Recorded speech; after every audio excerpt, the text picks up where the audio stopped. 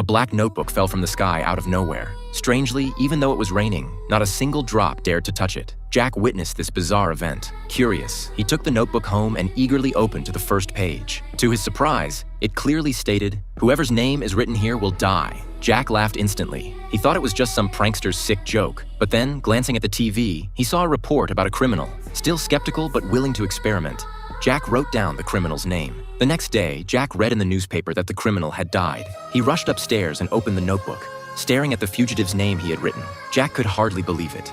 Was it possible this notebook actually possessed the power to control death? With this question in mind, Jack decided to test it after school. He chose a target, a bully who frequently tormented him. The notebook had rules. First, when using the death note, you must picture the person's face while writing their name. Second, the user must specify the cause and time of death within 40 seconds. If only the name is written, the person will die of a heart attack after 40 seconds. Jack watched intently as the bully collapsed in agony. Sure enough, he fell to the ground and stopped breathing. Incredibly, the notebook really could control life and death. Yet Jack felt no fear after killing someone. Instead, he was excited by what had happened. Jack believed the world was full of injustice. Many people had committed terrible crimes but escaped legal punishment through special means. He decided these criminals should face appropriate consequences. Every day, Jack wrote down the name of a criminal in the notebook. Soon, these vicious offenders began dying unexpectedly from heart attacks. All of Japan was discussing the phenomenon. Many people believed a savior had arrived in the world and idolized this mysterious figure.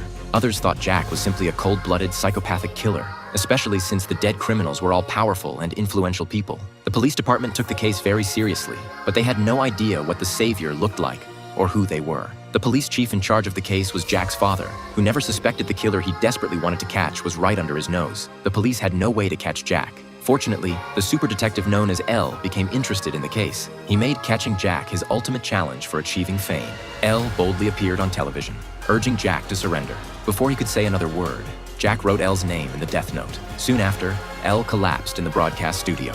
Seeing that L had also been killed by Jack, people became even more convinced of his power. Jack thought he had eliminated an opponent, but seconds later, another voice came from the television. This was the real L. The previous broadcaster was just a stand-in randomly selected from death row inmates.